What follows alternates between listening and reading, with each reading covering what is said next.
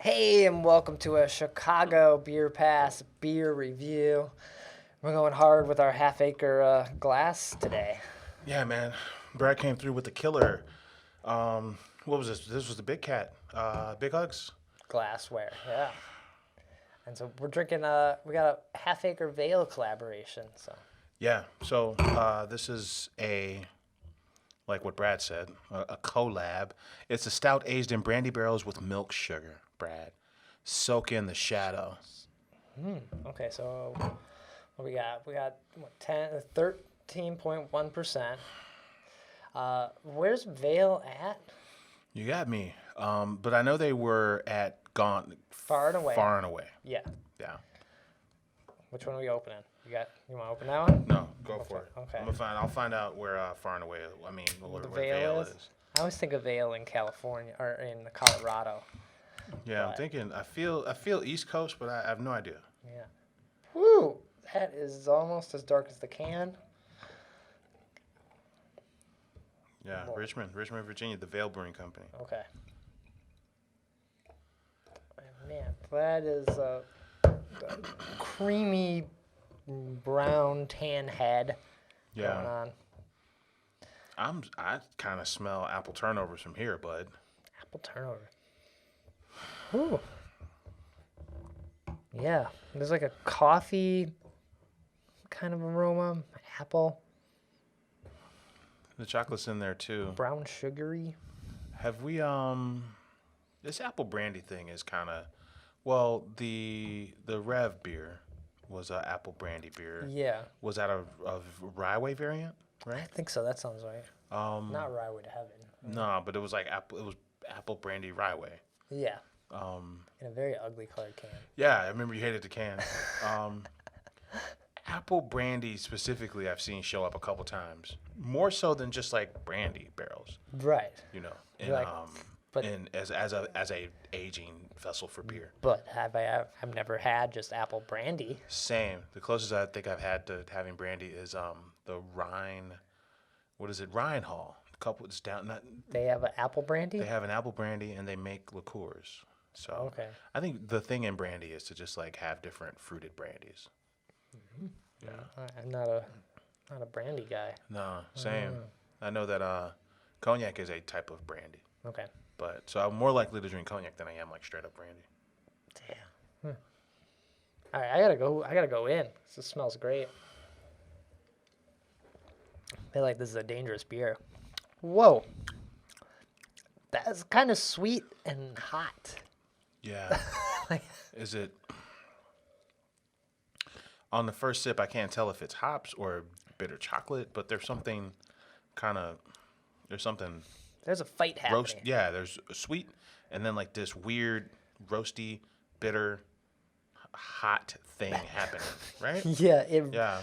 it does cut through that sweetness very fast, which is helpful. It almost burns dryness, and then the sweetness starts to come back to kind of like mellow it out. For a second, you think it's just gonna be a sweet stout, right? It's gonna just be apple brandy forward. Huh. It smells really nice, man. It smells really good. This taste is weird. I feel like I just ate something. Like I ate a piece of, like I don't know, like a chocolate cake kind of thing, or an Yeah. apple. I don't know, something salt. There's a hint of salt. It feels very liquorish. Yeah, it's like almost like a caramel toffee, like a apple, one of those caramel apple things, Yeah, like Halloween. like Sort of. I feel there's a salted caramelness there that just keeps. Huh. There's something I like and dislike about this beer. The thing about any kind of fruit component in beer is that it's like kind of makes the beer a little bouncy and on the mouthfeel. It's maybe not the mouthfeel. Mouthfeel is not the right word, but there's like the fruit is lively. Yeah. And it makes it feel bouncy, and that's not always good.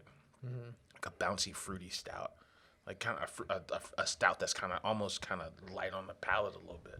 It's kind of I don't know if it's a mind fuck or if it's just like a very weird combination. Yeah. Oh, that salt flavor you kind of mentioned.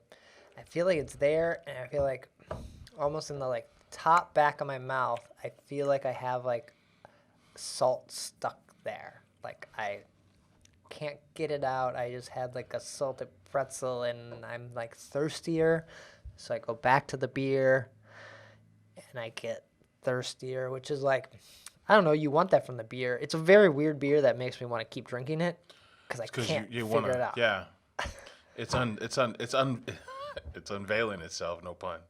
You know, like after each sip is a little bit different. But at its core, it's kind of reminding me of those, you know, the chocolates with the boozy center, the boozy gooey center. Okay. What are those called? Like is it confectioner's candy or? Yeah, something like that.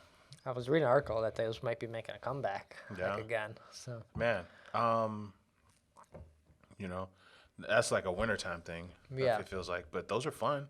You bite into a chocolate and it's got this gooey cherry liqueur center. Yeah. You know, it kind of feels reminiscent of that experience, which I mean I don't hate. I kind of like that a little bit. Yeah, this beer is one to try. Like that's the best way to review it. Like you got to try this beer Because it's not straightforward, right? It's not something that just makes sense after one sip. But it shifts after like 3 sips. It kind of shifts, and you're like, "Well, what's happening here?" Yeah. Like I still want to know. I don't know if I like this show, but I'm still gonna watch till it's over. Right. And then you're like, you finish it, and you're like, well, I watched it. I drank it all. I would tell people it's like it's one of those shows where you're like, I didn't hate it. It's a show you can watch. It's a beer you can drink and find something in it that you might like.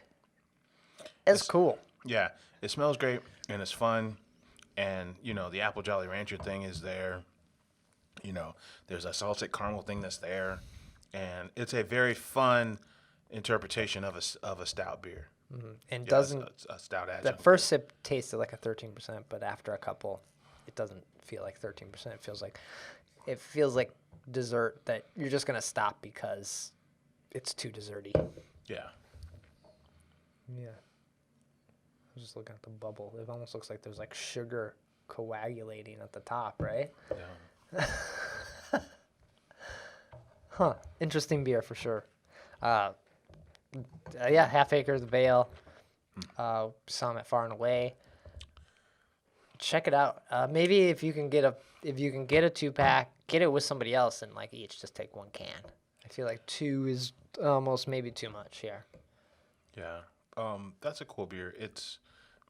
The fruit takes away from the density of the mouthfeel, so that kind of aids in the drinkability of it. Mm-hmm. So it's probably just as sweet and sugary as, like, let's say Bourbon County. Okay. But since it's got this fruit component, it doesn't feel there's no fatigue. There's no fatigue because of the fruit. Yeah. And so it's kind of just fluffy. Facts. Yeah. So we're gonna try to figure this beer out. Yeah. Take care. Cheers.